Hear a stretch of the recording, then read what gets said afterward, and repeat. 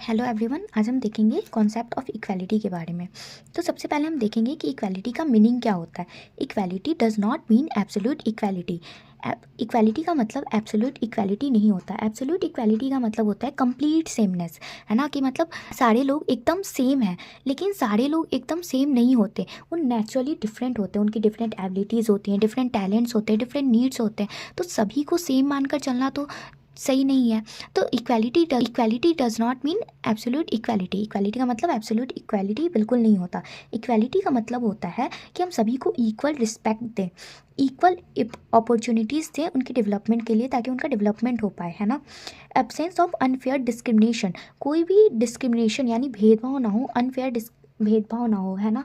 जैसे कि रिलीजन के बेसिस पे, रेस के बेसिस पे, कास्ट के बेसिस पे, रीजन के बेसिस पे, लैंग्वेज के बेसिस पे, इन सारे बेसिस पे डिस्क्रिमिनेशन, भेदभाव ना हो और इक्वल प्रोटेक्शन मिले लॉ का। तो इक्वालिटी का मीनिंग ये होता है। अब देखेंगे टू एस्पेक्ट्स ऑफ इक्वालिटी।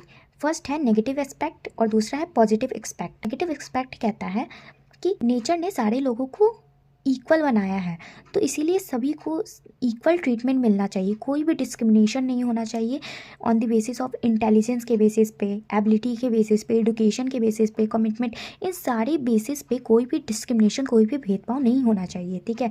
हर कोई इक्वल है तो उनको इक्वल राइट और इक्वल फैसिलिटीज़ मिलनी चाहिए, ठीक है।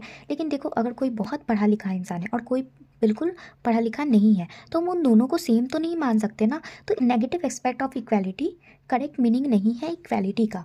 अब हम आते हैं पॉजिटिव एक्सपेक्ट पे। पॉजिटिव एक्सपेक्ट ऑफ इक्वालिटी कहता है कि हम सभी को इक्वल अपॉर्चुनिटीज़ देनी चाहिए, है ना, ताकि वो ग्रो कर पाए, और इक्वल ट्रीटमेंट मिलना चाहिए सभी को, ठीक है।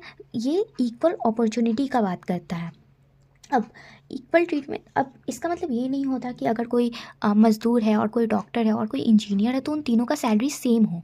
ऐसा नहीं हो सकता, क्योंकि उनका काम डिफरेंट है ना। मज़दूर मान लो कि कम पढ़ा लिखा होगा और डॉक्टर बहुत पढ़े लिखे होंगे, तो उन तीनों की सैलरी तो सेम नहीं हो सकती, है ना। तो इसका ये मतलब नहीं होता। Equality means that every individual should be given equal opportunities according to his ability and qualification। Equality का मतलब होता है कि लोगों को उनकी एबिलिटी के हिसाब से, उनके क्वालिफिकेशंस के हिसाब से उनको इक्वल अपॉर्चुनिटी मिलनी चाहिए, ठीक है। अब everybody should be given equal wages for the same job. अगर कोई सेम जॉब कर रहा है तो उनको इक्वल वेजेस, इक्वल सैलरी मिलनी चाहिए, है ना। अगर ऐसा नहीं होना चाहिए कि सेम जॉब कर रहे हैं लेकिन लड़का का बेसिस बहुत ज़्यादा है और लड़की का कम है, ऐसा नहीं होना चाहिए, है ना। सेम जॉब कर रहे हैं तो सेम बेसिस होने चाहिए। And the basic needs of every individual will be fulfilled, और सारे इंडिविजुअल का बेसिक नीड्स फुलफिल होनी चाहिए। Thanks for watching.